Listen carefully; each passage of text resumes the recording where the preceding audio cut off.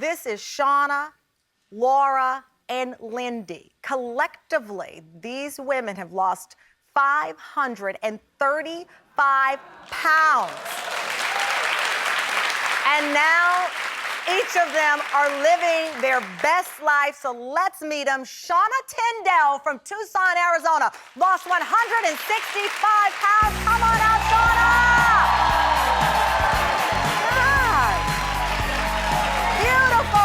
Beautiful. Laura Calvert of Conyers, Georgia, lost 217 pounds. Come on out, Laura.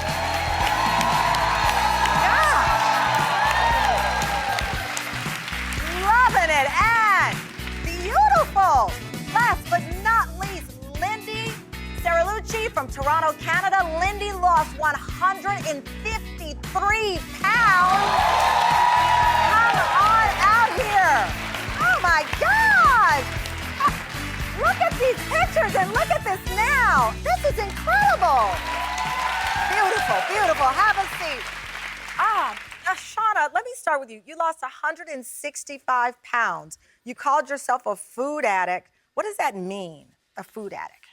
So the idea of being addicted to food is really not about the food. It's what's inside of us and what we're tying to the food. So for me, food was an emotional comfort. It comforted me, and I used it for my emotions to receive emotions that I wasn't receiving elsewhere. Did that start in childhood?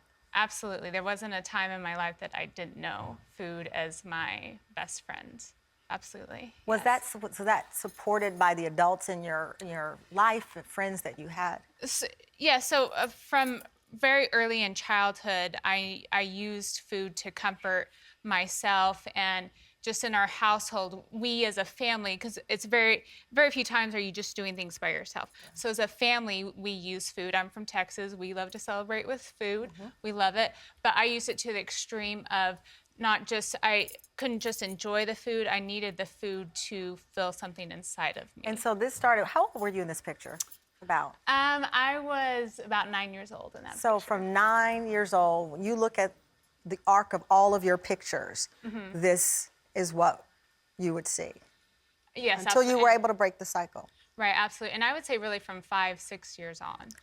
6 years old on. So. I know you talked about there were internal things that you were dealing with. You said you weren't getting male attention that you wanted, and you had a difficult relationship with your father, and you just stopped caring. Laura, you said that. Yes. Yeah, so my mother and father were divorced. So I didn't really have my, the father, that I really, wanted. Like, I've seen everybody else with their father and stuff like that on a constant basis. And it kind of affected, as time went on, how I allowed men to treat me. How did that correlate with food?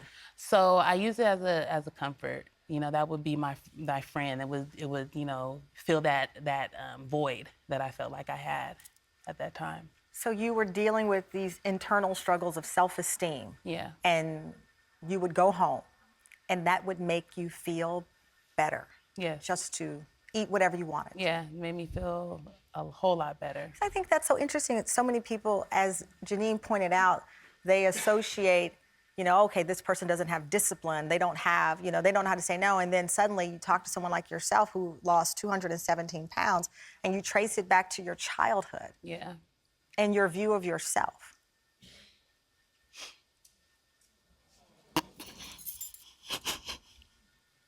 It's okay. This is why you're sharing your story. Because this is the real part of it. It's not a commercial with a shake that's going to make all this go away. This is a journey for you. It's still a journey. It's daily. Why did you cry when I said this? Because it brought back, the feelings and the emotions and everything that I was going through. Like, I was depressed, and there was times I didn't even want to be here anymore. I was okay with dying, and honey. I just... Now you're so proud. But you found your light. Yes, you found your light.